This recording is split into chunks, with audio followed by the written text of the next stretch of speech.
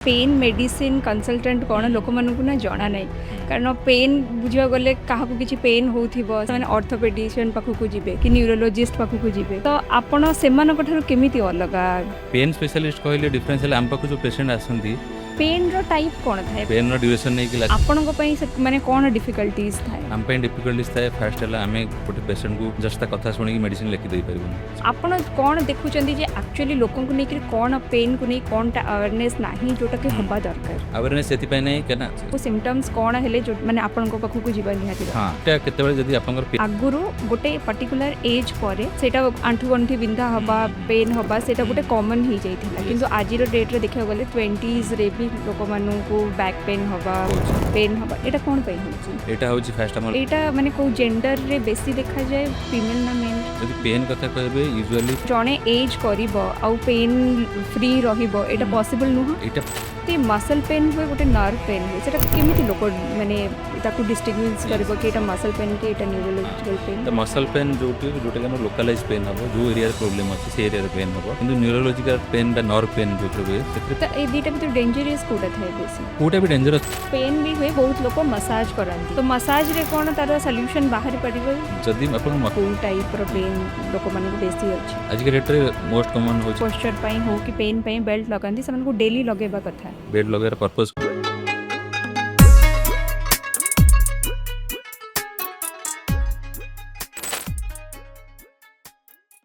Doctor Debashish Jena welcome to Odisha talks नमस्कार केमती अछंदी भलो अछि आपण भलो अछंदी आज्ञा फर्स्ट तो माने पेन मेडिसिन कंसल्टेंट कौन लोक मानू ना जाना ना कारण पेन बुझा गले क्या किसी पेन हो सेटारे लोक मैंने आर्थराइटिस कि यही सब को लेकिन लोक मैंने बहुत भावती से ऑर्थोपेडिशियन पाखक जीवे कि न्यूरोलोजिस्ट पाखक जीवे तो आपण से केमी अलग हाँ सेटा फास्ट क्वेश्चन जोड़ा माइंड को आसे तो फास्ट कथा पेन हेले आम फास्ट लोकल डॉक्टर को भी देखी था जदि आम पाखे फैसिलिटी अच्छी ताले मे बी न्यूरोलोजिस्ट कि ऑर्थोपेडिस्ट कोड जाए देखी था तो पेन स्पेशलिस्ट कहले डिफरेंस है आम पाख जो पेशेंट आसती मोस्टली कह 80 to 90% पेशेंट समस्त को देखी सारिकी आसती लास्ट को लाइक काटू रेफरेंस नहीं कि काटू शुणिकी आसती तो सही केस आमको जो केस आसती आम पाखक मोस्टली से सब डिफिकल्ट केसेस था बिकज से ऑलरेडी फेल होगी आम पाखक आसती तो पेन स्पेशलिस्ट रोल है सेमती चैलेंजिंग पेन केस रे भी आम एक्यूरेट डायग्नोसिस करके latest treatment non surgical treatment provide करता जो थे प्राय लोक बेनिफिट बहुत भल बेनिफिट मिलता है तो बट बाकी जगह कौन हुए कि सेटा गोटे ब्रोडली मैनेज करा जाए किसी मेडिसिन किसी फिजियोथेरापी बट बहुत केसेस डायग्नोसिस भी होता है किंतु ट्रीटमेंट चलता है तो पेशेंट पेन ठीक हुए नहीं माने जडा ऑर्थोपेडिशियन कि न्यूरोलॉजिस्ट से माने प्रॉपर्ली डायग्नोस से माने तांको फील्ड रे किछटा तांकर लिमिटेशंस अछि किछटा तांकर एडवांटेजेस अछि तो किछटा केसेस अछि जोटा कि टिपिकली पेन लाइक हम कहबी गोटे फॉर एग्जांपल गोटे मायोफेशियल पेन सिंड्रोम अछि जोटा कि बहुत फील्ड रे डॉक्टर माने भी डायग्नोसिस कर पारंतनी बिकज सेटा कोर्स नहीं करिकुलम रे नहीं तो पेन स्पेशलिस्ट रो काम होला पेन को डायग्नोसिस करबा आ ता गोटे 360 डिग्री अप्रोच रे ट्रीटमेंट करबा जोथरे कि बेस्ट और लेटेस्ट पॉसिबल ट्रीटमेंट हम प्रोवाइड करता हूं पेन रो टाइप कौन थाए माने जेमती तो नॉर्मली केवल जो आंठू गंठी बिंधा हुए सेतिकी रो पेन रो ड्यूरेशन नहीं क्लासिफिकेशन फास्ट है एक्यूट पेन क्रोनिक पेन हमर हाथ रो कोड माड हो गेला गोटे पड़ी गलु सेटा acute pain swelling AC Aichi fracture हो जाईची बट हमर गोटे पेन हेइची कि 3 मास रु 6 मास हे गेला सेटा कमुनी आम डेली मेडिसिन खाऊछु कि किछि भी करूछु किंतु सेटा कमुनी सेटा chronic pain is difficult to manage acute pain usually body भी रेस्पॉन्स करके ठीक हो जाए बेले बेले आम जानथि माड हेले किछि दिन पर आपे ठीक हो जाए तो ये दुटा है फास्ट कैटेगरी आ गोटे सेकेंड इंपोर्टेंट कैटेगरी है गोटे है सोमैटिक पेन जमी मुंड बिंधा होची अंटा पेन होची आ गोटे है न्यूरोपैथिक पेन माने हमर नर्व रिलेटेड पेन स्नायु जनित जंत्रणा जोटा एटा सेंटर रु आसपारे पेरिफेरल नर्व छोट छोट नर्व थाए हाथ रे गोटे ता पे भी पेन होता है तो एटा गोटे इंपोर्टेंट कैटेगरी तो आमे देखिছো बहुत टाइम रे लोक माने जते बेले किछि पेन हुए से माने पेन किलर खांती तो पेन किलर खाइला परे भी से पेन टा सरेनी कोन पई किछि मूवमेंट पई सरी जाय तापरे सरी न हां एना एबे जोटा में डिसाइड करले कथा हेले जोटा एक्यूट क्रोनिक आ सोमैटिक न्यूरोपैथिक पेन तो आमे जे जानि ने पेन को टाइप ऑफ पेन आमे ताको मन इच्छा खाली पेन किलर दोउचे कि पेन रिलीफ करे में किछि फिजियोथेरापी करूचे ताले सेटा ठीक न थाए यदि हम पैथोलॉजी जानि जे आ से पैथोलॉजी को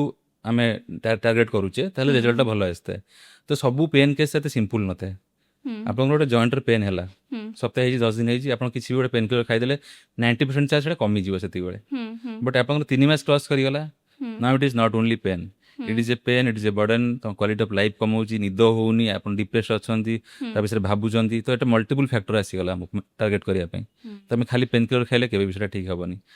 ତ ଆପଣଙ୍କ ପାଇଁ ବହୁତ ଡିଫିକଲ୍ଟ ଥାଏ କି ଯେହେତୁ ବହୁତ ସାରା ଜିନିଷ ଆସେ, ବହୁତ ଯେତେବେଳେ ଲୋକମାନେ ଆପଣ କହିବା କଥା ଆପଣଙ୍କ ପାଖକୁ ଆସନ୍ତି ସେତେବେଳେ ବହୁତ କଣ୍ଡିସନ ୱର୍ସ ହେଇଯାଇଥାଏ, ୟେସ୍। ସବୁଆଡୁ ବୁଲିବା ପରେ ଆସନ୍ତି, ତ ସେତେବେଳକୁ ଆପଣଙ୍କ ପାଇଁ ମାନେ କ'ଣ ଡିଫିକଲ୍ଟିଜ ଥାଏ? ଆମ ପାଇଁ ଡିଫିକଲ୍ଟିସ୍ ଥାଏ। ଫାଷ୍ଟ ହେଲା ଆମେ ଗୋଟେ ପେସେଣ୍ଟକୁ ଜଷ୍ଟ ତା କଥା ଶୁଣିକି ମେଡ଼ିସିନ ଲେଖି ଦେଇପାରିବୁନି, ସେଇଟା ଆମର କାମ ନୁହଁ। ଆମ କଥା ହେଲା ଫାଷ୍ଟ ହେଲା ତା ଡିଟେଲ୍ ଶୁଣିବୁ, ସେ ଗୋଟେ ମୋଟା ଫାଇଲ୍ ଧରିକି ଆସିଥିବ, ତାକୁ ଦେଖିବୁ, ଏଠିକି ଯାଇଛି ସେଠିକି ଯାଇଛି, କ'ଣ ମେଡ଼ିସିନ ଖାଇଛି, କେଉଁଟା କାମ ଦେଇନି, କେଉଁଥିରେ ଆଲର୍ଜି ହେଇଛି, ଆଉ ଯାହା ବି ପ୍ରୋବ୍ଲେମ୍ ହେଇଛି ତାଙ୍କୁ ସେଇଟା ବୁଝିବୁ। ପେନ୍କୁ ଡାୟଗ୍ନୋସିସ୍ କରିବୁ, ଫିଜିକାଲ୍ ଏକ୍ଜାମିନେସନ୍ କରିବୁ, ଡାୟଗ୍ନୋସିସ୍ କରିବୁ, ତାପରେ ତାଙ୍କୁ ବୁଝେଇବୁ। ସବୁଠୁ ଇମ୍ପୋର୍ଟାଣ୍ଟ ପାର୍ଟ ହେଲା ତାଙ୍କୁ ବୁଝେଇବୁ କି ଆପଣଙ୍କର ବର୍ତ୍ତମାନ ଏଇ ରୋଗଟା ଅଛି, ଏଇ ପ୍ରୋବ୍ଲେମଟା ହେଇଛି, ଆଉ ଏଇଟା ଏଇ ଷ୍ଟେଜ୍ରେ ଅଛି, ତ ଆମକୁ ମିନିମମ୍ ଏତିକି ଟାଇମ୍ ଦରକାର ଆକୁ ମ୍ୟାନେଜ୍ କରିବା ପାଇଁ, ଆଉ ଆମ ପାଖରେ ଏଇ ଅପସନ୍ ଅଛି ଆମେ ମ୍ୟାନେଜ୍ କରିବା ପାଇଁ ତାକୁ। Starting from medicines, exercise, lifestyle modification, postural care, ergonomics, ଯେମିତି କମ୍ପ୍ୟୁଟରରେ ଆପଣ କାମ କରୁଛନ୍ତି, ଏର୍ଗୋନୋମିକ୍ସ ଠିକ୍ ଅଛି ନା ନାହିଁ, ତ ବେକ ପେନ୍ ହେଉଛି, ଅଣ୍ଟା ପେନ୍ ହେଉଛି ତା ପାଇଁ, ତ ସେ ସବୁ ଜିନିଷକୁ ଆମେ ଆଡ୍ରେସ୍ କରିଥାଉ। ତାପରେ କିଛିଟା ଆଡ଼ଭାନ୍ସ ଟ୍ରିଟମେଣ୍ଟ ପ୍ରୋଭାଇଡ଼ କରିଥାଉ, ଯେଉଁଟାକି ଆମେ ଡିସ୍କସ୍ କରିବା। ତ ମାନେ ଯେତେବେଳେ ଆପଣ ଏଇ ସବୁ ଏତେ ସାରା ଜିନିଷ ଅଛି, ଏତେ ସାରା ଜିନିଷକୁ ଆପଣ ଡାୟଗ୍ନୋଜ କଲେ, କିନ୍ତୁ ଆପଣ ଯୋଉଗୁଡାକ ଯୋଉ ଡେଲି ବେସିସରେ ଆପଣ ପାଖକୁ ପେସେଣ୍ଟ ଆସୁଛନ୍ତି, ଆପଣ କ'ଣ ଦେଖୁଛନ୍ତି ଯେ ଆକ୍ଚୁଆଲି ଲୋକଙ୍କୁ ନେଇକି କ'ଣ ପେନ୍କୁ ନେଇ କ'ଣଟା ଆୱାରନେସ୍ ନାହିଁ ଯୋଉଟାକି ହବା ଦରକାର? ଆୱାରନେସ୍ ସେଥିପାଇଁ ନାହିଁ କାହିଁକିନା ସବୁ ଆମର ଧୀରେ ଧୀରେ ବ୍ରାଞ୍ଚେସ୍, ନୂଆ ନୂଆ ବ୍ରାଞ୍ଚେସ୍ ଆସୁଛି। କିଛି ବ୍ରାଞ୍ଚେସ୍ ଅଛି ଯେଉଁଟା ବାହାରେ ୱେଷ୍ଟର୍ଣ୍ଣ କଣ୍ଟ୍ରିରେ ଅଛି, ଇଣ୍ଡିଆରେ ଏତେ ହେଇନି, କି ଇଣ୍ଡିଆରେ ଅଛି ମେଟ୍ରୋଜରେ ଅଛି, ଟିକେ टायर 2 सिटी आसनी। तो पेन मैनेजमेंट सेमती गोटे स्पेशलिटी जोटा बर्तमान मेट्रोज रु टायर 2 सिटी को भी आसिलानी। तो ऑलमोस्ट इंडिया रे सब जगह रे एटा धीरे धीरे ग्रो करूची। तो सेति पई यार अवेयरनेस नाही। जेमती हम रेडियोलॉजी गोटे ब्रांच हम बहुत लोग जानि ना जो एमआरआई सिटी डॉक्टर थांती तो हम जानि न थाउ हम टेक्नीशियन करंती बोली। तो सेमती एटा ब्रांच जोटा आगु लोक जानि नथिले एबे धीरे धीरे जानुचन। स्टिल बहुत लैक ऑफ अवेयरनेस अछि जो से पेशेंट आम बहुत लेट रे पहुँचुंती जद्वारा टाइम भी वेस्ट होची। बहुत फाइनेंशियली से भी माने कंप्रोमाइज कर पैसा सरी जाउची अकाउंट खाली हो जाउची और लास्ट को आम पाखे पहुँचला बेलू से लाइक फ्रस्ट्रेटेड सिचुएशन आसुंदी। तो लोक मानू जदि किसी पेन है कहते पेन किलर खाई दौरान इनस्टाटली तो लोक मैंने कौन जानवा दरकार माने तांको सिम्पटम्स कौन है जो टाइम रे तांको लागवा कथा एबे मते माने आपन को पाखु को जीवा निहाती दरकार। हाँ तो सेटा केतेबेले जदि आपनकर पेन सपोज आपन गोटे एक्यूट पेन बर्तन हेइची आपन एक्यूट पेन ट्रीटमेंट करिया पई गोटे एमबीबीएस भी करि परिबो, गोटे जनरल फिजिशियन भी करि परिबो, गोटे न्यूरोलॉजिस्ट करि परिबो, समस्त करि परिबो, जे भी डॉक्टर से करि परिबो। सेथरे एते वरीड हबार नै आपन लोकल ट्रीटमेंट करि परिबे। बट ड्यूरेशन देखिए जदि 1 मंथ कि 3 मंथ्स भी हेलानी तथापि आपन पेन कमुनी there is something may be something different pathology और किसी सीरियस होता है जोटा को आपको गोटे पेन स्पेशलिस्ट पाक गले आप डायग्नोसिस भी हो और तार 360 डिग्री मैनेजमेंट भी आप बेस्ट लेटेस्ट ट्रीटमेंट आप पाइपर।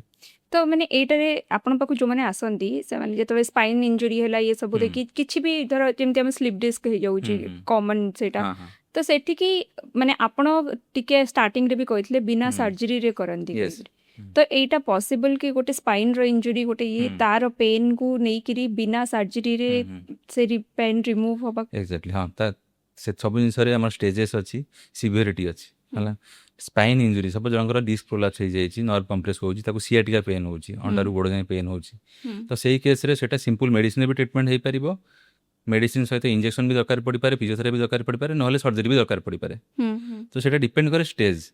जदि पेशेंट डिस्क प्रोलैप्स सेतिकी सिवियर एनफ नाही कि सी तार मसल वीक कर दूची, पैरालिसिस रो लक्षण आसुची, झाड़ा परिस्रा प्रॉब्लम होउची, चलिबार वीकनेस होउची, जदि सेमिति किछि भी नाही और सेतिकी सिवियर कंप्रेशन नाही तो एटा डेफिनेटली नॉन सर्जिकल वे रे मैनेज भी हे परिबो और फ्यूचर रिकरेंस भी हम प्रिवेंट करि परिबो।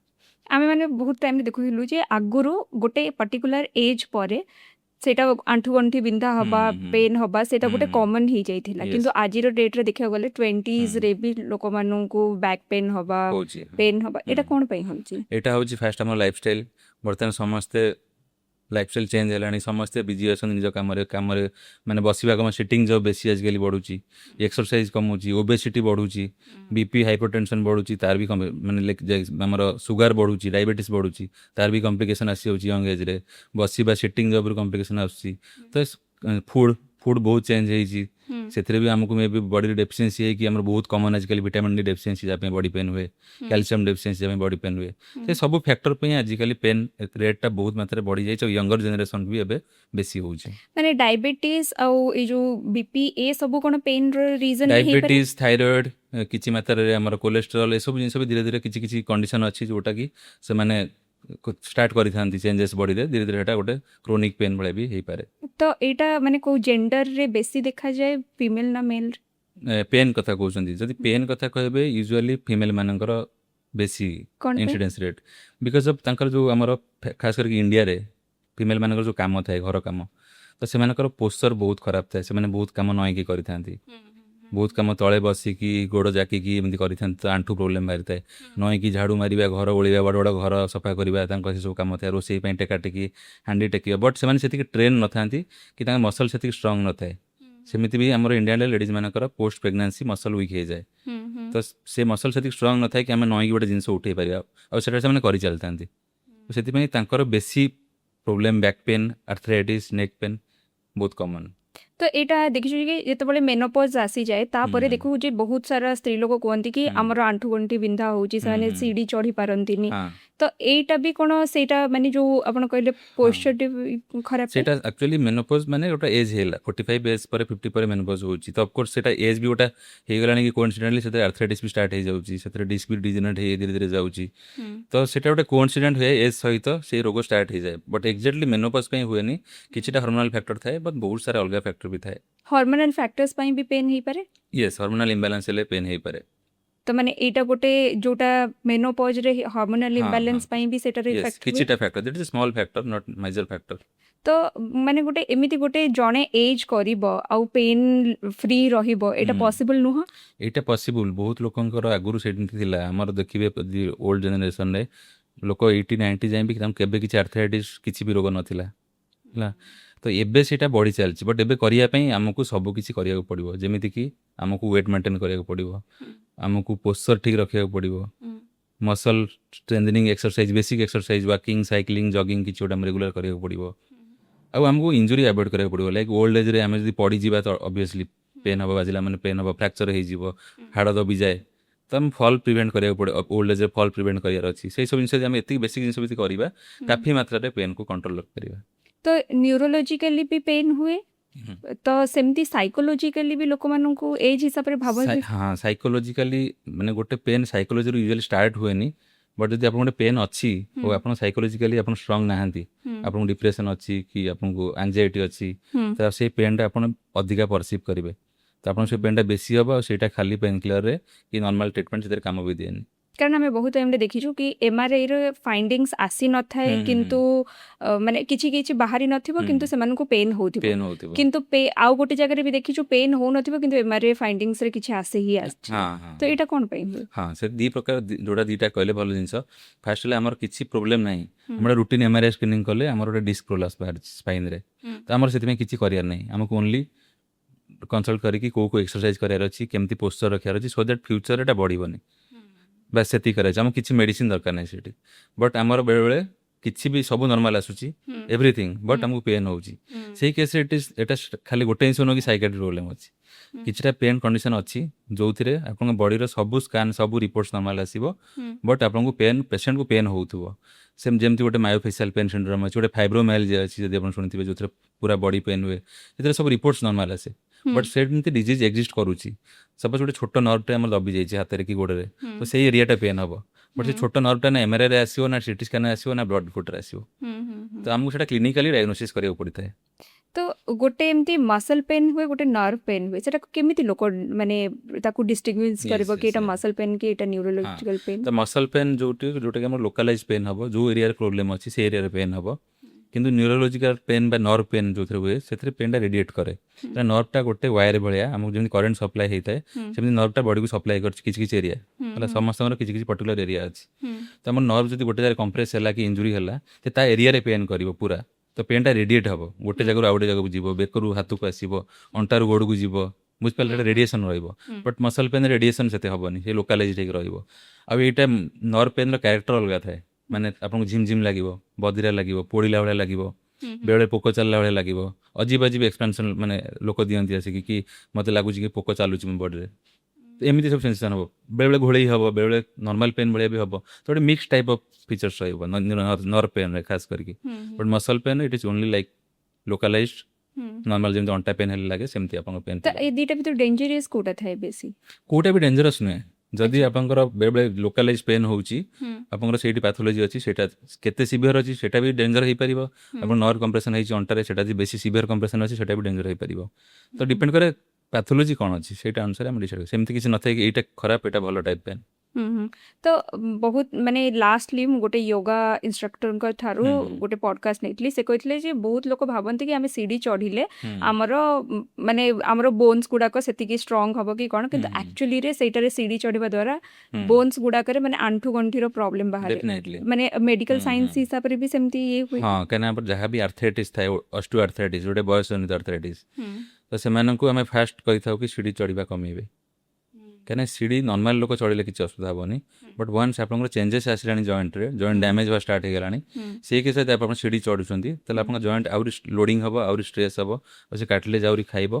तार सिवियरिटी बड़ी बड़ी चलिबो तो एटा आर्थराइटिस होला पर एटा डेफिनेटली मना करा जाए बट नॉर्मल लोक चढ़िले किसी असुविधा नहीं तो माने गोटे एज परे भी टिके कंट्रोल करबा एक्जेक्टली 40 एटलिस्ट 40 एज पर आपन किछटा जिंस अवॉइड करि पारे जेमति सीढ़ी चढ़िबा चेक्कामेटे पकई बेसी टाइम बसिबा बहुत लोक प्रार्थना करूथांती अधना घंटे बसिकी ठाकुर पाखे आर्थराइटिस पेन होउथो तापर भी करूथे तो आमको बुझे पड़ता है कि ठाकुर रागिबेनी आप बसवा सेमती बंद करंतु कहीं एटा बहुत इंपोर्टेंट सेटा पैथोलॉजी क्रिएट करूची प्रोग्रेस करूची डिजीज को तो सेटा आपण 40 एज पर जदी एडा सब अवॉइड करिवे नय कि ओजन टेकिबा स्पाइन प्रॉब्लम बाहर बेक भांगी की बेसी टाइम मोबाइल देखा कि पढ़ा बेक भांगी की पेपर पढ़ा तो ये सब जिन गोटे एज पर अवॉइड करिया कथा सब जिन को प्रॉपर पोस्चर फॉलो करिया कथा तो जदि पेन भी हुए बहुत लोग मसाज कराती तो मसाज रे कौन तार सॉल्यूशन बाहर पड़िबो जदि आपन मसल स्ट्रेन अछि आपन बेकर रका पसी जाई ओडिया रे कहंती अंटारे रका पसी जाई आपन गोटे हल्का से मसल स्ट्रेन हेछि सेटा मसाज कले भी पळेबो न कले भी पळेबो कि मेडिसिन खाइले भी जीवो न खाइले भी जीवो तो सेटा गोटे लोकल पैथोलॉजी गोटे ट्रांजिएंट पैथोलॉजी अछि सेटा पळेबो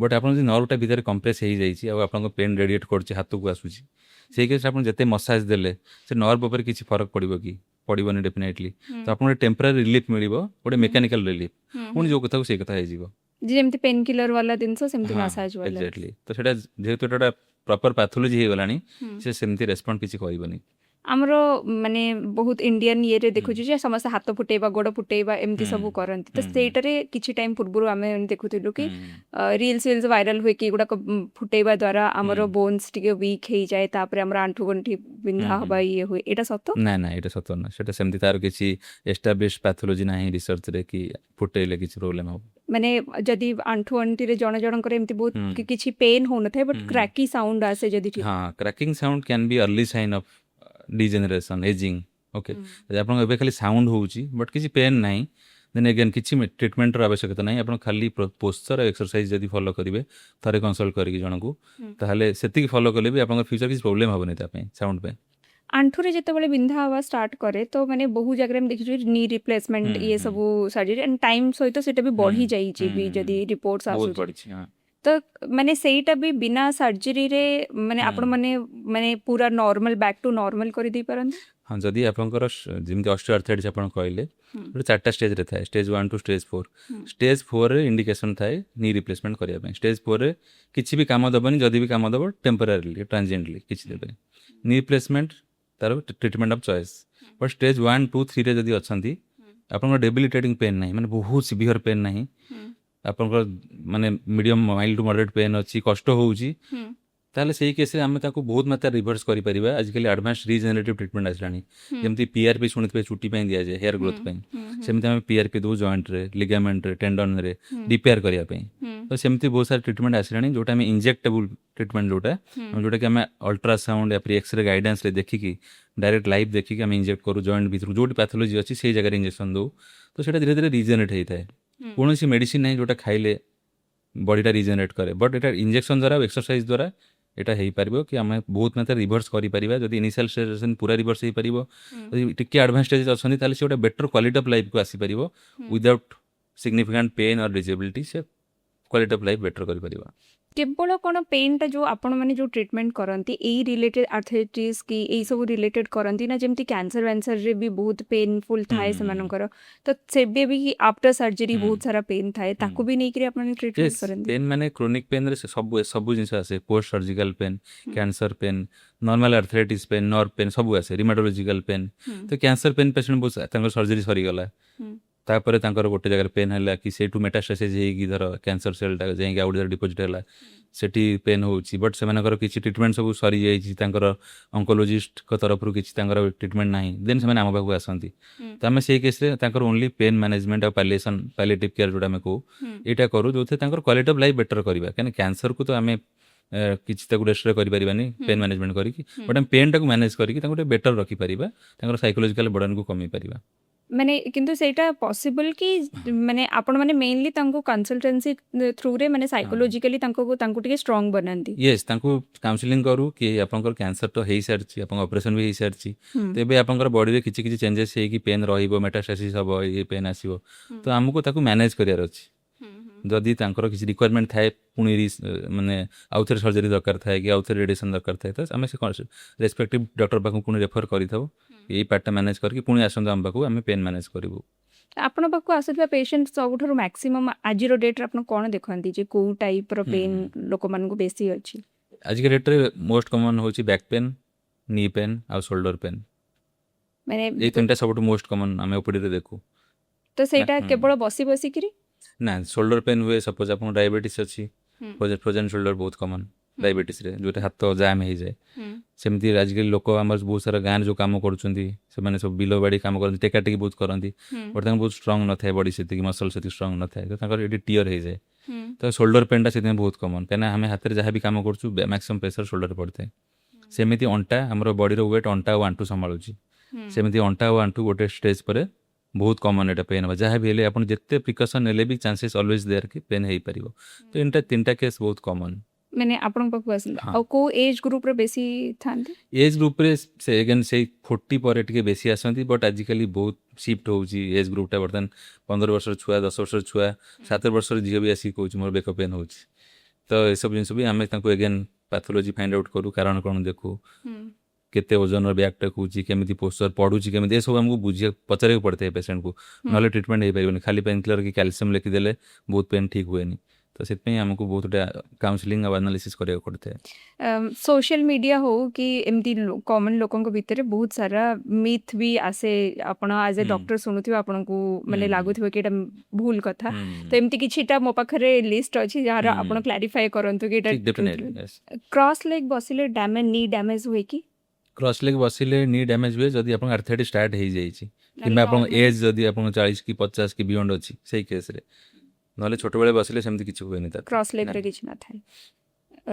ପିଲୋ ବିନା ଲଗେଇକିରି ମାନେ ତକିଆ ଲଗେଇବାନି ସେମିତି ଶୋଇଲେ ଆମର ପୋଶ୍ଚର ଠିକ୍ ହୁଏ ଆମର ହେଲ୍ଦି ବଡି ହଁ ରୁହେ। ତ ଆମର ଆକ୍ଚୁଆଲ ଶୋଇବାର ମାନେ ପୋସ୍ଚର ମାନେ ହେଲା ଆମେ ଯେମିତି ବସିକି କଥା ହେଉଛେ, ବର୍ତ୍ତମାନ ବେକଟା ନ୍ୟୁଟ୍ରାଲ ଅଛି। ହୁଁ, ତ ଶୋଇଲା ବେଳେ ବି ସେମିତି ନ୍ୟୁଟ୍ରାଲ ପୋଜିସନରେ ରହିବା କଥା। ତ ଆପଣ ଯଦି ସିଧା ଶୋଉଛନ୍ତି, ହୁଁ, ଉପରକୁ ମୁହଁ କରି ଚିତ୍ ହେଇକି ଶୋଉଛନ୍ତି, ହୁଁ, ଆଉ ଆପଣଙ୍କ ବେକଟା ସିଧା ରହୁଛି, ଆପଣଙ୍କ ଗଦିଟା ଠିକ୍ ଅଛି, ହୁଁ, ବହୁତ ସଫ୍ଟ ନାହିଁ, ତ ଆପଣଙ୍କ ବେକଟା ଷ୍ଟ୍ରେଟ୍ ରହିବ, ତାହେଲେ ତକିଆ ନ ଲଗେଇଲେ ଚଳିବ। ହୁଁ, ବଟ୍ ଆପଣ ଯଦି ଶୋଇଲା ବେଳେ ଆପଣଙ୍କ ବେକଟା ଦବି ଯାଉଛି, ଏମିତି ହେଇଯାଉଛି ବିକଜ ଗଦିଟା ଠିକ୍ ନାହିଁ, ହୁଁ, ହୁଁ, ତାହେଲେ ଆପଣଙ୍କୁ ତକିଆ ଦରକାର ସେଇ କେସ୍‌ରେ। କାହିଁକିନା ଅଲ୍ଟିମେଟଲି ଆମର ଟାର୍ଗେଟ୍ ହେଲା ନ୍ୟୁଟ୍ରାଲ ରଖିବା ହୁଁ, ହୁଁ, ବେକଟାକୁ। ହୁଁ, ତ ହୁଁ, ତକିଆ ଲଗେଇବା ନ ଲଗେଇବା ସହିତ ସମ୍ପର୍କ ନାହିଁ। ଆମେ ଯଦି ପୋସ୍ଚରଟା ଠିକ୍ ରଖୁଛୁ ଏନି ହାଓ, ହୁଁ। ତାହେଲେ ଆମର ସେଇଟା ବେଟର୍, ଆମ ବେକ ପେନ୍‌ଟା ଆମେ ଆଭଏଡ଼୍ କରିପାରିବା। ଅ, ଯୋଉଟା କି ମୁଁ ସେତେବେଳେ ପଚାରିଥିଲି କ୍ରାକିଂ ଫିଙ୍ଗର୍ସ ଫୁଟେଇବା ଦ୍ୱାରା ଆର୍ଥ୍ରାଇଟିସ୍ ହୁଏ। ଏଇଟା ନା ଟ୍ରୁଥ୍ ଅର୍ ମିଥ୍ ସେଇଟା ଆପଣ କହିଲେ? ସେଇଟା false, that is a myth only. ମାନେ ଏମିତି କିଛି ହୁଏନି। ନାଇଁ ମାନେ ଲୋକମାନେ ବହୁତ ଥର ଭାବନ୍ତି କି ଆମକୁ ଯଦି ପେନ୍ ହଉଛି ଆମେ କିଛି ବି ଏକ୍ସରସାଇଜ କରିବା କଥା ନୁହଁ। ଏଇଟା ଠିକ୍ ନା ଭୁଲ? ହଁ ସେଇଟା ଆକ୍ଚୁଆଲି ସେଇଟା ଗୋଟେ ମାନେ କନଫ୍ୟୁଜନ୍ ଜିନିଷ, କାହିଁକିନା ଏଟା କ୍ଲିୟର କଟ୍ ସେମିତି କିଛି ନଥାଏ। କିଛିଟା କେସ୍‌ରେ ଆମେ ରେକମେଣ୍ଡ କରୁ କି ଜେଣ୍ଟଲ୍ ଏକ୍ସରସାଇଜ କରିବେ। ହୁଁ, ଆଗ୍ରେସିଭ୍ ଏକ୍ସରସାଇଜ ଆକ୍ୟୁଟ୍ ପେନ୍‌ରେ କରାଯାଏ ନାହିଁ କେବେ ବି। ହୁଁ, ସପୋଜ ଆପଣଙ୍କ ଆର୍ଥ୍ରାଇଟିସ୍ ହେଇଛି, ହୁଁ, ଆପଣଙ୍କ ଆଣ୍ଠୁ ଏତେ ବଡ଼ ଫୁଲି ଯାଇଛି, ପାଣି ଜମି ଯାଇଛି ଭିତରେ, ତ ହୁଁ, ଆପଣ ଏକ୍ସରସାଇଜ କରି ବି ପାରିବେନି। ହୁଁ, ବଟ୍ ଯଦି ଆପଣ ଜେଣ୍ଟଲ୍ ମୁଭମେଣ୍ଟ ଏକ୍ସରସାଇଜ ବି କରିପାରିବେ ତାହେଲେ ଠିକ୍ ଅଛି, ଓକେ। ବଟ୍ ଆମେ ରେକମେଣ୍ଡ କରୁ ସବୁବେଳେ ଫାଷ୍ଟ ପେନ୍‌କୁ କଣ୍ଟ୍ରୋଲ କରିବୁ, ହୁଁ, ତାର ପାଥୋଲୋଜିକୁ କଣ୍ଟ୍ରୋଲ କରିବୁ। ହୁଁ, ଟାଇମ୍ ନେଉ, ମାସେ ଟାଇମ୍ ଯାଉ ପଛେ, ବଟ୍ ହୁଁ, ତାପରେ ଆମେ ଗୋଟେ ପ୍ରପର ଏକ୍ସରସାଇଜ ପ୍ରୋଗ୍ରାମ ଷ୍ଟାର୍ଟ କରୁ। ଆଉ ପେସେଣ୍ଟକୁ ବାରମ୍ବାର ଫୋକସ୍ କରୁ କି ଆପଣ ଏକ୍ସରସାଇଜ କଲେ କି ନାହିଁ, କଲେ କି ନାହିଁ। ତ ସେଇ କେସ୍‌ରେ ଆମେ ଗୋଟେ ଟାଇମ୍ ପରେ କରୁ, ଯୋଉଟାକି ପେନ୍‌ର ମାନେ ମ୍ୟାକ୍ସିମମ୍ ଯେଉଁ ସିଭିୟରିଟିଟା କମିଯାଇଥାଏ।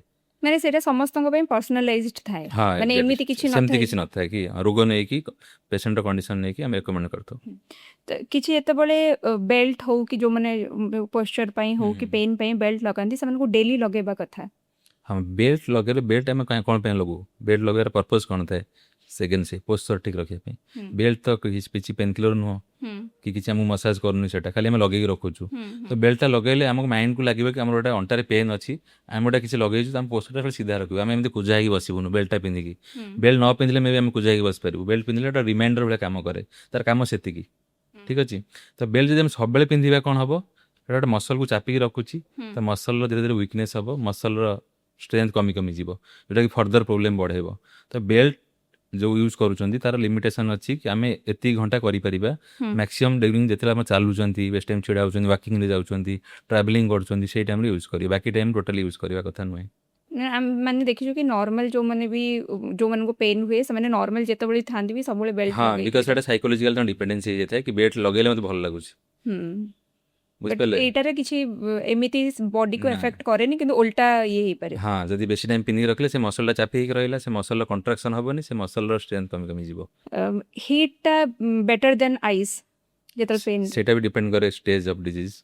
ତେବେ ଆମର ମାଡ଼ ହେଇଛି ଯେଉଁଟାକି କମନ୍ ଘରେ ପଡ଼ିଗଲେ କେଉଁଠି ବାଜିଗଲା always ice never hit.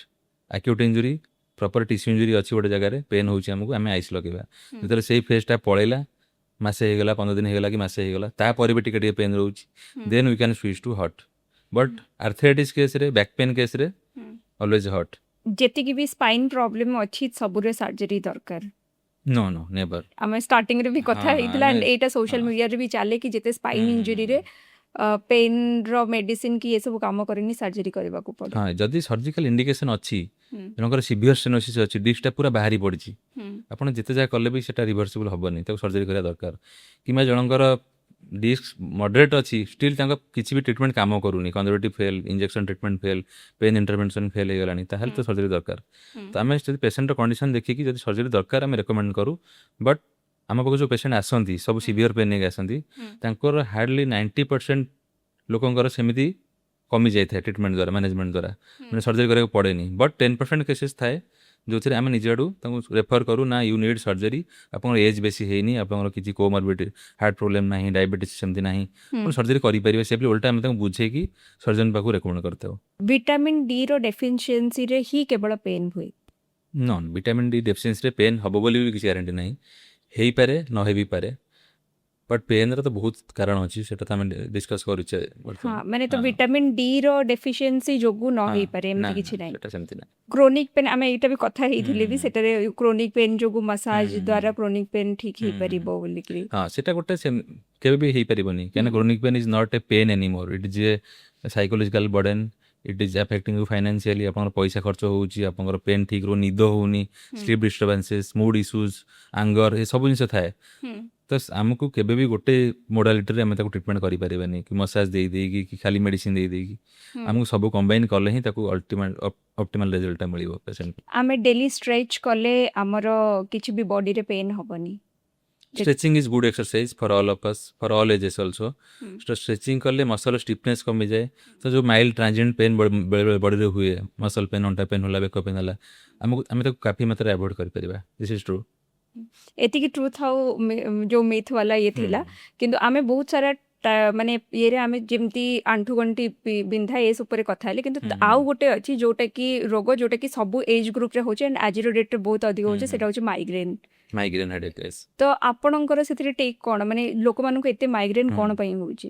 Migraine headache migraine ହୁଏ କି ସେଥିରେ କିଛି ପାଥୋଲୋଜି ବ୍ରେନ୍ ନଥାଏ କିଛିଟା କେମିକାଲ ଚେଞ୍ଜେସ୍ ବଡିରେ ହେଇକି ମାଇଗ୍ରେନ୍ ହୁଏ ତ ସେଥିରେ ଆମର ସ୍କାନ୍ ରିପୋର୍ଟ ମୋଷ୍ଟଲି ନର୍ମାଲ ଆସେ। ନର୍ମାଲ ଆସେ? ହଁ ମୋଷ୍ଟଲି ସ୍କାନ୍ MRI କଲେ ନର୍ମାଲ ଆସେ। ତ ମାଇଗ୍ରେନ୍ ଗୋଟେ କ୍ଲିନିକାଲ ଡାଇଗ୍ନୋସିସ୍ ଆମେ ମାଇଗ୍ରେନ୍ର ପ୍ୟାଟର୍ନ ଦେଖୁ ତାକୁ କାଟାଗୋରାଇଜ୍ କରିଥାଉ କେଉଁ ଟାଇପ୍ର ମାଇଗ୍ରେନ୍ ଅଛି ତ ସେଇ ପେସେଣ୍ଟ ବି ଆମ ପାଖକୁ ଆସିଥାନ୍ତି। ତ ସେଇ କେସ୍ରେ ଜଣେ ନ୍ୟୁରୋଲୋଜିଷ୍ଟ କି ଜଣେ ମେଡ଼ିସିନ ସ୍ପେଶାଲିଷ୍ଟ କି ବାକି କିଏ ବି ସ୍ପେଶାଲିଷ୍ଟ ସେମାନେ ବେସିକାଲି ମେଡ଼ିସିନ ତାଙ୍କୁ ପ୍ରେସ୍କ୍ରାଇବ୍ କରିଥାନ୍ତି ଆଉ ନ୍ୟୁରୋଲୋଜି ବାଲା ବି କିଛି କିଛି ଇଣ୍ଟରଭେନସନ୍ କଲେଣି ଆଜିକାଲି କରୁଛନ୍ତି। ତ ବଟ୍ ଆମ ପାଖକୁ ଆସିଲେ ଆମେ ତାକୁ ଫାଷ୍ଟ ଅଫ୍ ଅଲ୍ ଆମେ ତାକୁ ଡିସାଇଡ୍ କରୁ it is migraine or not କାହିଁକିନା ମାଇଗ୍ରେନ୍ ବହୁତ ରୋଗଟା ଓଭର ଡାଇଗ୍ନୋସିସ୍ ହୁଏ ମାଇଗ୍ରେନ୍ ବୋଲି ମୁଣ୍ଡ ବିନ୍ଧା ହେଉଛି ମାନେ ମାଇଗ୍ରେନ୍ ବେଳେବେଳେ ଥାଏ ଗୋଟେ ଅସିପ୍ଟାଲ ନ୍ୟୁରାଲଜିଆ ଅଛି ଯେଉଁଠି ପଛପଟ ମୁଣ୍ଡ ବିନ୍ଧା ହୁଏ ବେଳେବେଳେ ଅଛି ସୁପ୍ରାଅର୍ବିଟାଲ ନ୍ୟୁରୋଲୋଜି ଯୋଉଠି ସାମ୍ନା ପଟ ମୁଣ୍ଡ ବିନ୍ଧା ହେବ ସେଇଠି ଗୋଟେ ନର୍ଭ କମ୍ପ୍ରେସ୍ ହେଇକି ପେନ୍ କରୁଛି ବଟ୍ ତାର ପେସେଣ୍ଟର ଷ୍ଟାମ୍ପ ଲାଗିଯାଇଥାଏ ଏଇଟା ମାଇଗ୍ରେନ୍ ବୋଲି। ତ ଆମେ ଫାଷ୍ଟ ହେଲା ଆମେ ସେଇଟା ଡିସାଇଡ୍ କରୁ is it migraine or not. ତାପରେ ସେଇ ଅନୁସାରେ ଆମେ ଟ୍ରିଟମେଣ୍ଟ କରିଥାଉ। ୟା ପାଇଁ ବି ଇଣ୍ଟରଭେନସନ୍ ଅଛି। ସପୋଜ ଆପଣଙ୍କ ମାଇଗ୍ରେନ୍ ହେଇଛି ତା ଦେହରେ ଆମେ ମସଲରେ ବଟକ୍ସ ଇଞ୍ଜେକ୍ସନ୍ ଦେଇକି ମସଲ ରିଲାକ୍ସ କରିପାରିବା। କେଉଁ ପର୍ଟିକୁଲାର ନର୍ଭ ଯଦି ତା ପାଇଁ ରେସ୍ପନ୍ସିବଲ୍ ଅଛି ସେ ନର୍ଭକୁ ଇଞ୍ଜେକ୍ସନ୍ ଦେଇକି ତାର ପ୍ରେସର ହଟେଇ ପାରିବା, ନର୍ଭର କମ୍ପ୍ରେସନ୍ ହଟେଇ ପାରିବା। ତ ଆମେ ସେଇ ଏଗେନ୍ ଗୋଟେ ମଲ୍ଟିମୋଡାଲ ଟ୍ରିଟମେଣ୍ଟ ତା ପାଇଁ ଅଫର କରିଥାଉ ପେସେଣ୍ଟକୁ ଯୋଉଟାକି ବହୁତ ଭଲ ମାତ୍ରାରେ କାମ ଦେଇଥାଏ। ତ ମାଇଗ୍ରେନ୍ର ଟାଇପ୍ସ କ'ଣ ଅଛି? ମାଇଗ୍ରେନ୍ ଟାଇପ୍ ଆପଣଙ୍କର ସପୋଜ ମାଇଗ୍ରେନ୍ ଅଛି, ମାଇଗ୍ରେନ୍ରେ ଗୋଟେ ଅଛି ଆମର ସପୋଜ ଟେନସନ୍ ହେଡେକ୍ ଗୋଟେ କହିବି ହେଲା, ଗୋଟେ ଷ୍ଟ୍ରେସ୍ ହେଡେକ୍ ଅଛି, ଟେନସନ୍ ହେଡେକ୍ ଅଛି, ଆଉ ଗୋଟେ ଅଛି ଆମର ଯେମିତି ସୋମାଟୋଫର୍ମ ଗୋଟେ ଡିଜର୍ଡର ଅଛି ଯୋଉଥିରେ କି ଆମର ମାନେ ମାଇଗ୍ରେନ୍ ଆକ୍ଚୁଆଲି 6-7 ଟାଇପ୍ସ ଅଛି, ଭେରାଇଟିଜ୍ ଅଛି ଯୋଉଥିରେ କି ତାର ସବୁର treatment of choice drug of choice ଅଲଗା ହେଲା। ତ ଆମକୁ ଫାଷ୍ଟ କ୍ଲିନିକାଲ ଡାୟଗ୍ନୋସିସ୍ କରିବାକୁ ପଡ଼ିଥାଏ ମାଇଗ୍ରେନ୍, ସବୁ ମାଇଗ୍ରେନ୍ ବଟ୍ ତାର ଭେରାଇଟିଜ୍ ଅଲଗା ଯୋଉଟାକି ମେଡିକାଲ ଟର୍ମ। ତ ଆମେ ତାକୁ ସେଟା କ୍ଲିନିକାଲି ସବୁ ମୁଣ୍ଡ ବିନ୍ଧାଟା ମାଇଗ୍ରେନ୍ ନ ହେଇପାରେ। ନ ହେଇପାରେ। ତ ଆପଣ ସେଟାକୁ ମାନେ କାରଣ ବହୁତ ଟାଇମରେ ଲୋକମାନେ ଭାବନ୍ତି କି ସବୁ ମୁଣ୍ଡ ବିନ୍ଧା ମାନେ ଯଦି କଣ୍ଟିନ୍ୟୁଅସ୍ ରହୁଛି ବହୁତ ଦିନ ପର୍ଯ୍ୟନ୍ତ କି ମ୍ୟାକ୍ସିମମ୍ କିଛି କିଛି ଦିନରେ ଆସୁଛି ତାହେଲେ ମାଇଗ୍ରେନ୍ ବୋଲିକି। ସବୁ ହେଡେକ୍ ମାଇଗ୍ରେନ୍ ନୁହେଁ। ଯୋଉ ପେସେଣ୍ଟ ଆସନ୍ତି କହିବାକୁ ଗଲେ 50-50 ଥାଏ। 50% ମାଇଗ୍ରେନ୍ ବାହାରନ୍ତି, 50% ଅଲଗା କିଛି ବାହାରେ ଯୋଉଟାକି ତାକୁ ଆମେ ଏଗେନ୍ ଟାର୍ଗେଟ୍ କରିଥାଉ। ତ ମାଇଗ୍ରେନ୍ଟାକୁ ଲୋକମାନେ ଭାବନ୍ତି କି ଏଇଟା ଲାଇଫ୍ ଟାଇମ୍ ପାଇଁ ରହିବ, ସେଟାକୁ ଆମକୁ କଣ୍ଟ୍ରୋଲ କରିବାକୁ ପଡ଼ିବ। ତ ଏଇଟା ମାନେ କେବେ ବି ମାଇଗ୍ରେନ୍ଟା ଏମିତି ମାନେ କ୍ୟୁରେବଲ୍ ନା କ୍ୟୁରେବଲ୍ ନୁହଁ? ମାଇଗ୍ରେନ୍ଟା କ୍ୟୁରେବୁଲ୍ ବଟ୍ କିଛି ଲୋକଙ୍କୁ ଗୋଟେ ଦୁଇଟା ମେଡ଼ିସିନରେ ରହିବାକୁ ପଡ଼େ, ଆଉ ତାଙ୍କୁ ଲାଇଫଷ୍ଟାଇଲ୍ ମୋଡ଼ିଫାଏ କରିବାକୁ ପଡ଼େ ଯୋଉଟାକି ବହୁତ ଇମ୍ପୋର୍ଟାଣ୍ଟ। ଖାଲି ମେଡ଼ିସିନ୍ ହେବନି। ସପୋଜ ଆପଣଙ୍କର ଗୋଟେ ଟ୍ରିଗର୍ ଅଛି, ମାଇଗ୍ରେନ୍ ବହୁତ ସାରା ଟ୍ରିଗର୍ସ ଥାଏ। କାହାକୁ ଚକୋଲେଟ୍ ଖାଇଲେ ମାଇଗ୍ରେନ୍ ଆଟାକ୍ ଆସେ, କିଏ ଖରାରେ ବାହାରିଗଲେ ମାଇଗ୍ରେନ୍ ଆଟାକ୍ ଆସେ, କିଏ ବହୁତ ସାରା ପାର୍ଟି ହେଲେ ନଏଜ୍ ହେଲେ ପାର୍ଟି ତାକୁ ମାଇଗ୍ରେନ୍ ଆଟାକ୍। ତ ଆପଣଙ୍କୁ ସେଇ ସବୁ ସିଚୁଏସନ୍କୁ ଆଭଏଡ଼ କରିବାକୁ ପଡ଼ିବ। That is lifestyle modification. ସେଟା କରିବାର ଅଛି। କିଛି ଗୋଟେ ଦୁଇଟା ମେଡ଼ିସିନ୍ ଯଦି ଆପଣ ମେଣ୍ଟେନ୍ କରିକି ଆପଣଙ୍କର କିଛି ଅସୁବିଧା ନାହିଁ, ସାଇଡ୍ ଇଫେକ୍ଟସ୍ ନାହିଁ, ଆଉ ଆପଣଙ୍କର ଆଟାକ୍ସ କଣ୍ଟ୍ରୋଲରେ ରହୁଛି, ତାହେଲେ ଆପଣ ତାଙ୍କୁ ମେଣ୍ଟେନ୍ କରିବାର ଅଛି। ଆଉ ରେଗୁଲାର ଏକ୍ସରସାଇଜ୍ ଦରକାର। ୟୋଗା ହଉ, ଏରୋବିକ୍ସ ହଉ, ଏଇଟା ବି ଆର ବି ରୋଲ୍ ଅଛି। ଏ ଦୁଇ ତିନିଟା ଜିନିଷ କଲେ ଆପଣଙ୍କର ମାଇଗ୍ରେନ୍ କହିବାକୁ ଗଲେ କ୍ୟୁରେବୁଲ୍ ବି ହେଇପାରିବ। ମାନେ ପୁଣି ଥରେ କେବେ ରିଜେନେରେଟ୍ ନ ହେଇପାରେ, ମାନେ ରିଜେନେରେଟ୍ ଇନ୍ ଦ ହଁ ସେନ୍ସ କି ବହୁତ କେସରେ ଏଇଟା ହେଇଯାଏ, କିନ୍ତୁ କିଛି କେସରେ ଆପଣଙ୍କୁ କହିଲେ ମେଡ଼ିସିନ୍ ଖାଇବାକୁ ପଡ଼େ ଗୋଟେ ଦୁଇଟା ମେଡ଼ିସିନ୍, କିମ୍ବା ଏସ୍ଓଏସ୍ରେ ଆପଣ ଯେତେବେଳେ ଆଟାକ୍ ଆସୁଛି ସେତେବେଳେ ଗୋଟେ ଦୁଇଟା ମେଡ଼ିସିନ୍ ଖାଇଲେ ବାକି ଟାଇମ୍ ଆପଣଙ୍କର ବେଟର୍ ରହୁଛି। ସେ ଆଟାକ୍ର ଫ୍ରିକ୍ୱେନ୍ସି ଆମକୁ କମେଇବାର ଥାଏ ବେସିକାଲି ହେଲା। କାହାର ଡେଲି ଆସୁଛି, କାହାର ମାସରେ ଥରେ ଆସୁଛି, ଆମେ ତାକୁ କମେଇ ସପୋଜ ବର୍ଷରେ ଥରେ ଯଦି ଆସୁଛି ଗୋଟେ ମେଡ଼ିସିନ୍ କମି ଯାଉଛି, then that is also called control ତ ମାଇଗ୍ରେନ୍। ଏଇଟା ତ ହେଇ ସାରିଲା ପରେ ତ ମାଇଗ୍ରେନ୍ଟା ହୁଏ କ'ଣ ପାଇଁ? ମାନେ ମ୍ୟାକ୍ସିମମ୍ ହଁ ସେଟା ବଡିରେ କେମିକାଲ ଚେଞ୍ଜେସରେ ହିଁ ହୁଏ। କିଛି ବ୍ରେନରେ କିଛି ସେମିତି ପର୍ଟିକୁଲାର ଚେଞ୍ଜେସ୍ ହୁଏନି, ବଡିରେ କିଛିଟା କେମିକାଲ ଇମ୍ବାଲାନ୍ସ ହୁଏ। ଯେମିତି ଗୋଟେ ସେରୋଟୋନିନ୍ ଅଛି, ସେମିତି କିଛିଟା କେମିକାଲ ଅଛି ଗୋଟେ ଇମ୍ବାଲାନ୍ସ ହେଇକି ଏଟା କରିଥାଏ। ସେଥିପାଇଁ ତାର ରିପୋର୍ଟ ସବୁ ନର୍ମାଲ ଆସେ। ଏଇଟା ମାନେ ଏମିତି ହେରିଡିଟାରୀ ହେଇଥାଏ, ମାନେ ଜେନେରେସନ୍ ଟୁ ଜେନେରେସନ୍ ସେଇଟା ୟୁଜୁଆଲି ଏତେ ବଡ ଫ୍ୟାକ୍ଟର ନୁହେଁ ଏଥିରେ। ମାନେ ଲାଇଫଷ୍ଟାଇଲ୍ ଏ ସବୁକୁ ନେଇକିରି ବେଶୀ। ଷ୍ଟ୍ରେସ୍ ପାଇଁ ହେଇପାରିବ, ଷ୍ଟ୍ରେସ୍ ପାଇଁ କେମିକାଲ ଚେଞ୍ଜେସ୍ ବଡିରେ ହେଇପାରେ, ଆଉ ବଡିରେ ବିନା କିଛି କାରଣରେ ବି ଚେଞ୍ଜେସ୍ ହେଇପାରେ। ଯେମିତି ୟଙ୍ଗ ଝିଅମାନଙ୍କର, ୟଙ୍ଗ ପିଲାମାନଙ୍କର ବେଶୀ ମାଇଗ୍ରେନ୍ ହୁଏ, ତ ତାଙ୍କ ବଡିରେ ସେତିକି ଚେଞ୍ଜେସ୍ ହେଇନଥାଏ, ଷ୍ଟିଲ୍ ମାଇଗ୍ରେନ୍ ହୁଏ। କାରଣ ସେଟା ଗୋଟେ ଡିସ୍ପୋଜିଂ ଫ୍ୟାକ୍ଟର କି ଏଇ ଏଜ୍ରେ ବେଶୀ, ଏଇ ଗ୍ରୁପ୍ରେ ବେଶୀ ହୁଏ।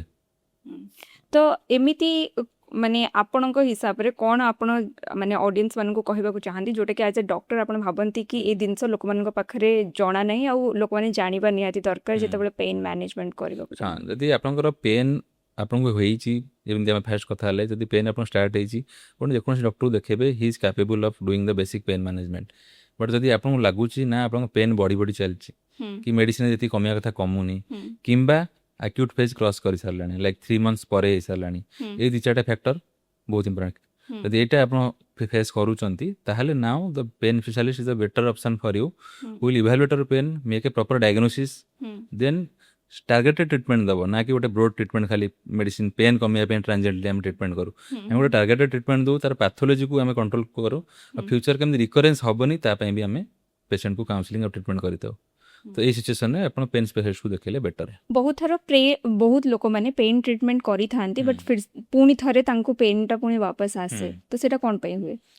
ସେ ଯଦି ଆପଣଙ୍କର ପାଥୋଲୋଜି ଏକ୍ଜିଷ୍ଟ କରୁଛି ହେଲା, ସପୋଜ ଆପଣଙ୍କର ଅଣ୍ଟାରେ ଡିସ୍କ ପ୍ରୋଲାପ୍ସ ହେଇଛି, ଆମେ ତାକୁ ମ୍ୟାନେଜ କରିଦେଲେ, ଆମେ ତାକୁ ଏକ୍ସରସାଇଜ ବି ଷ୍ଟାର୍ଟ କରିଦେଲେ, ବଟ୍ ପେସେଣ୍ଟ ଏଗେନ୍ ଯାଇକି ଘରେ ପୁଣି ନଈକି କାଟିକି ଗଲା, ସେଇଠି ସେଇଟା ପୁଣି ଥରେ ବାହାରିବ, କିମ୍ବା ଏକ୍ସରସାଇଜ ଫଲୋ କଲାନି, ସପୋଜ ପେନ୍ କମିଗଲା। ବହୁତ ଲୋକଙ୍କର ମାସେ 2 ମାସ ପରେ ଟ୍ରିଟମେଣ୍ଟ କଲା ପରେ ସେମାନଙ୍କୁ ମ୍ୟାଜିକାଲ ରିଲିଫ ହୁଏ, ସେମାନେ ଭାବନ୍ତି ଆମେ ବର୍ତ୍ତମାନ କିଓର ହେଇଗଲୁ। ଆମେ ତାଙ୍କୁ ସେଥିପାଇଁ ବୁଝେଇବାକୁ ପଡ଼େ ସବୁ ପେସେଣ୍ଟକୁ କି ଆପଣ ଭାବିବେନି କି ମୋର ନର୍ମାଲ ହେଇଗଲା, ମୁଁ ଏବେ ଆଗ ଭଳିଆ ସବୁ କିଛି କରିପାରିବି। ଆପଣ ଡିସ୍କ ପ୍ରୋଲାପ୍ସ ଏକ୍ଜିଷ୍ଟ କରୁଛି, ଆମେ ତାକୁ କଣ୍ଟ୍ରୋଲ କରିକି ରଖିଛେ, ଆଗକୁ ବଢ଼ିବାକୁ ଦେବାନି କେମିତି, ସେଥିପାଇଁ ଟ୍ରିଟମେଣ୍ଟ କରୁଛେ। ସେଇଟା ଯଦି ପେସେଣ୍ଟ ଫଲୋ କରିବେନି ସେଇଟା ଆଉଥରେ ହେବ, କିମ୍ବା ଯଦି ବହୁତ ସିଭିୟର କେସେସ୍ ଅଛି ତାହେଲେ ବି ରିକରେନ୍ସ ଚାନ୍ସେସ୍ ରହିବ ଯୋଉଠି ୟୁଜୁଆଲି ସର୍ଜରୀ ଦରକାର ପଡ଼େ। ତ ଆମେ କିଛି ଟାଇମ୍ ପୂର୍ବରୁ ଗୋଟେ ସୁଇସାଇଡାଲ ପେନ୍ ଡିଜିଜ୍ କହିକିରି ଯେତେବେଳେ ସଲମାନ ଖାନ କହିଥିଲେ କି ଆମକୁ ତ ସେ ତା ପରଠାରୁ ସେଟାକୁ ନେଇକରି ବହୁତ ଲୋକମାନେ ବହୁତ ଡିସ୍କସନ୍ କରିଥିଲେ। ଏକ୍ଜାକ୍ଟଲି ସେଟା କ'ଣ? ସେଟା ଟ୍ରାଇଜେମିନାଲ ନ୍ୟୁରାଲଜିଆ ଯୋଉଥିରେ ଗୋଟେ ସାର୍ପ ସୁଟିଂ ପେନ୍ ହୁଏ ଗୋଟେ ପଟ ଏରିଆରେ ଗୋଟେ ପଟ ଫେସ୍ରେ। ପେସେଣ୍ଟ ମାନେ ବ୍ରସ୍ ବି କରିପାରେନି, ଖାଇଲେ ପେନ୍ ହେବ, କଥା କହିଲେ ପେନ୍ ହେବ, ଛୁଇଁଲେ ପେନ୍ ହେବ। ତ ପେସେଣ୍ଟ ବହୁତ ଡିଷ୍ଟର୍ବ ଥାଏ। That is a severe kind of pain one can experience. ତ ସେଇଟାକୁ ସେଥିପାଇଁ କହନ୍ତି ସୁଇସାଇଡାଲ ଡିଜିଜ୍ ବିକଜ ବହୁତ ଲୋକ ସୁଇସାଇଡ୍ ଆଟେମ୍ପ୍ଟ କରନ୍ତି ସେମିତି ପେନ୍ ହେଲେ। ଆଉ ସେଇଟା ନର୍ମାଲ କନଭେନସନାଲ ଟ୍ରିଟମେଣ୍ଟକୁ କେବେ ବି କାମ ଦିଏନି। ତା ପାଇଁ ପ୍ରପର ସେଟ୍ ଅଫ୍ ମେଡ଼ିକେସନ୍ ଅଛି। ଯଦି କାମ ନ ଦେଉଛି ତାର ଟାର୍ଗେଟେଡ୍ ଇଣ୍ଟରଭେନସନ୍ ଅଛି ଯୋଉଟା ପେନ୍ ସ୍ପେଶାଲିଷ୍ଟ ମାନେ କରନ୍ତି। ସେଇ ନର୍ଭକୁ ଟାର୍ଗେଟ କରନ୍ତି ଯୋଉ ନର୍ଭଟା ଇରିଟେଟେଡ୍ ଅଛି। ତ ମାନେ ଭିତରେ ସେଟାରେ କ'ଣ ହଉଥାଏ? ହଁ ଗୋଟେ ଗ୍ୟାସ୍ଟ୍ରେନ୍ ଗାଙ୍ଗ୍ଲିଅନ୍ ଅଛି ଯୋଉଥିରେ ଯାହାର କିଛି କିଛି ନର୍ଭସ୍ ଅଛି, ବ୍ରାଞ୍ଚେସ୍ ଅଛି। ସେଇ ନର୍ଭଟା ୟୁଜୁଆଲି ଇରିଟେଟେଡ୍ ହେଇକି ଥାଏ, ଇନଫ୍ଲେମ୍ଡ ହେଇକି ଥାଏ, ଯୋଉଟା କି ଆପଣଙ୍କର ସେଇ ତାର ବ୍ରାଞ୍ଚେସ୍ରେ ସାର୍ପ ସୁଟିଂ ପେନ୍ କରାଏ। ତ ଆମେ ସେଇ ପ୍ରାଇମେରୀ ନର୍ଭକୁ ଟାର୍ଗେଟ କରିକି ତାକୁ ତାର ସିଗ୍ନାଲକୁ ଷ୍ଟପ୍ କରିଥାଉ ଇଞ୍ଜେକ୍ସନ୍ ଦ୍ୱାରା। ହଁ ବା ତା ସହିତ କିଛି ମେଡ଼ିକେସନ୍ ଦେଲେ ସେଟା କଣ୍ଟ୍ରୋଲକୁ ହେଇଯାଇଥାଏ, କାଫି କେସ୍ରେ କଣ୍ଟ୍ରୋଲ ହେଇଯାଏ। ତ ଏଇଟା କ'ଣ ପାଇଁ ହୁଏ? ମାନେ ଏମିତି କିଛି ତାର ପର୍ଟିକୁଲାର କିଛି ରିଜନ୍? ପର୍ଟିକୁଲାର ରିଜନ୍ ନାହିଁ, ଏଟା ମୋଷ୍ଟଲି ଇଡ଼ିଓପାଥିକ୍। ଏଟା ଆପେ ଆପେ କାହାକୁ କେତେବେଳେ ହେଇପାରେ। ତା ପାଇଁ କିଛି ଆପଣଙ୍କ ବଡ଼ିରେ ଚେଞ୍ଜେସ୍ ହୁଏନି, ଖାଲି ସେ ନର୍ଭଟା ଆପଣଙ୍କର କେବେ ବି ଇରିଟେଟ୍ ହେଇକି ପେନ୍ କରିପାରିବ।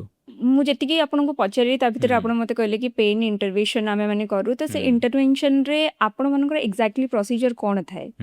ପେନ୍ ଇଣ୍ଟରଭେନସନ୍ ମାନେ ବହୁତ ଲୋକ ଜାଣିଥିବେ ଆଗରୁ ଆଣ୍ଠୁରେ କି କେଉଁଠି ପେନ୍ ହେଲେ ଗାଁ ପାହାଁରେ କି କେଉଁଠି ବି ଇଞ୍ଜେକ୍ସନ୍ ଦେଇଦିଅନ୍ତି, ଗୋଟେ ପାଣି କାଢ଼ି ଦିଅନ୍ତି କି ଇଞ୍ଜେକ୍ସନ୍ ଦେଇଦିଅନ୍ତି।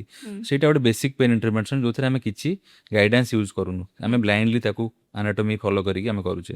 ବଟ୍ ଏବେ ଲାଟେଷ୍ଟ ଟେକ୍ନୋଲୋଜି କ'ଣ କି ଆମେ ସବୁ ଜିନିଷ ଲାଇଭ୍ ଦେଖିକି ମେସିନ୍ ଦ୍ୱାରା, ଅଲ୍ଟ୍ରାସାଉଣ୍ଡ ଦ୍ୱାରା ହଉ କି ଏକ୍ସରେ ଦ୍ୱାରା ହଉ ଦେଖିକି କରିବା, ସୋ ଦ୍ୟାଟ୍ ଆମେ ନିଡଲ୍ଟା କୁଆଡ଼େ ଯାଉଛି, ଠିକ୍ ଜାଗାକୁ ଯାଉଛି ନା ନାହିଁ, ଆଉ ଡ୍ରଗ୍ଟା ଠିକ୍ ଜାଗାରେ ଡିପୋଜିଟ୍ ହେଉଛି ନା ନାହିଁ, ସେଇଟା ଆମେ ଦେଖିପାରୁଛୁ ଲାଇଭ୍। ତ ଏଇଟା ହେଲା ଡିଫରେନ୍ସ। ଏଇଟା ହେଲା ପେନ୍ ଇଣ୍ଟରଭେନସନ୍ ଯୋଉଟାକି ଲାଟେଷ୍ଟ ଟେକ୍ନିକ୍, ଯେଉଁଥିରେ ଆମର ପ୍ରିସିଜନ୍ ଆକ୍ୟୁରେସି 100%, 99% ରୁ 100% ରହିବ ସବୁବେଳେ। ଜଣେ ଯାଏ ଆପଣଙ୍କ ପାଖକୁ ପେନ୍ ରିଲିଫ୍ କରିବା ପାଇଁ, ସେ ପ୍ରୋସିଜରଟା ପେନଫୁଲ୍ ଥାଏ କି ନା ପେନଫୁଲ୍ ନଥାଏ? ହଁ ସେଇଟା ପେନ୍ ଆକ୍ଚୁଆଲି ଦେଖନ୍ତୁ ଗୋଟେ ନିଡଲ୍ ପଶିଲେ ଯେତିକି ପେନ୍ ହେବା କଥା ସେତିକି ବେସିକ୍ ପେନ୍ ରହିବ। ବଟ୍ ଯଦି ଆମେ କେତେବେଳେ ଏକ୍ସପେକ୍ଟ କରୁଛୁ କି ଗୋଟେ କଣ୍ଡିସନରେ ଆମକୁ ମୋଟା ନିଡଲ୍ ୟୁଜ୍ କରିବାର ଅଛି କି ସେ ଜାଗାଟା ବହୁତ ପେନଫୁଲ୍, ତା ପାଇଁ ଆମେ ବେଳେବେଳେ କିଛିଟା ଲୋକାଲ୍ ବ୍ଲକ୍ସ କରିଥାଉ। ସେଇ ନର୍ଭଟା ସପୋଜ୍ ଆମକୁ ହାତରେ ଗୋଟେ ଇଞ୍ଜେକ୍ସନ୍ ଦେବାର ଅଛି, ଆମେ ହାତର ସେଇ ଏରିଆକୁ ନର୍ଭ କରିପାରିବା, ଗୋଟେ ନର୍ଭ ବ୍ଲକ୍ କରିକି ଯୋଉଟା ସେଇ ଏରିଆକୁ ସପ୍ଲାଏ କରିଛି। ତ ପେସେଣ୍ଟକୁ କାଇଣ୍ଡ ଅଫ୍ ଲୋକାଲ୍ ଆନେଷ୍ଟେସିଆ ସେ ଜାଗାଟା ହେଇଯିବ, ପେନ୍ ବି ସେଟା ଏତେ ହବନି। ମାନେ ବହୁତ ସାରା ଜିନିଷ ଲୋକମାନଙ୍କୁ ଜଣା ନଥିଲା, ଆଜି ବି ସମହାଉ ଲୋକମାନେ ଜାଣେ କି ପେନ୍କୁ ନେଇକରି ଲୋକମାନେ ବହୁତ କିଛି ବହୁତ ହାଲକାରେ ବି ନିଅନ୍ତି, ଆଉ ବେଳେବେଳେ ଯେଉଁମାନଙ୍କୁ ସିଭିୟର ପେନ୍ ହୁଏ ସେମାନେ ବହୁତ ତାକୁ ନେଇକରି ଆପଣ ଯେମିତି ଷ୍ଟାର୍ଟିଂରେ କହିଥିଲେ ଡିପ୍ରେସ୍ଡ ବି ହୁଅନ୍ତି। ତ ହୋପଫୁଲି ଲୋକମାନେ ବୁଝିପାରିବେ ଯେ ଆକ୍ଚୁଆଲିରେ ଗୋଟେ ଏମିତି ମେଡ଼ିକାଲ ସାଇନ୍ସର ବ୍ରାଞ୍ଚ ଅଛି ଯେଉଁମାନେ କେବଳ ପେନ୍କୁ ହିଁ ଟାର୍ଗେଟ୍ କରିକି ତାଙ୍କୁ ରିଲିଫ୍ କରାନ୍ତି ବୋଲିକି। କାରଣ ଏବେ ବି ପୁରା ଆମେ ବି ଦେଖିଲେ ଇଣ୍ଡିଆ ଭିତରେ ବହୁତ ଲୋକଙ୍କୁ ଜଣା ନାହିଁ ଯେ ପେନ୍ ମେଡ଼ିସିନ କ'ଣ।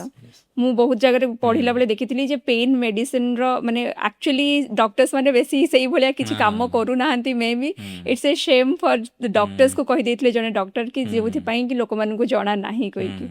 ତ ହୋପଫୁଲି ଏଇ ପଡ଼କାଷ୍ଟ ଥ୍ରୁରେ ଲୋକମାନେ ବହୁତ ଜାଣିବେ କି ଆକ୍ଚୁଆଲି ପେନ୍ ମେଡ଼ିସିନ ମାନେ ପେନ୍କୁ କେମିତି ଆମେ ମାନେ ଟ୍ୟାକଲ୍ କରିବା, ଆଣ୍ଡ କେଉଁ ଡକ୍ଟର ପାଖକୁ ଗଲେ ଆମକୁ ଇଜିଲି ଆମକୁ ତାର ସଲ୍ୟୁସନ୍ ମିଳିବ। Thank you sir, thank you for coming to Odisha talks. Thank you.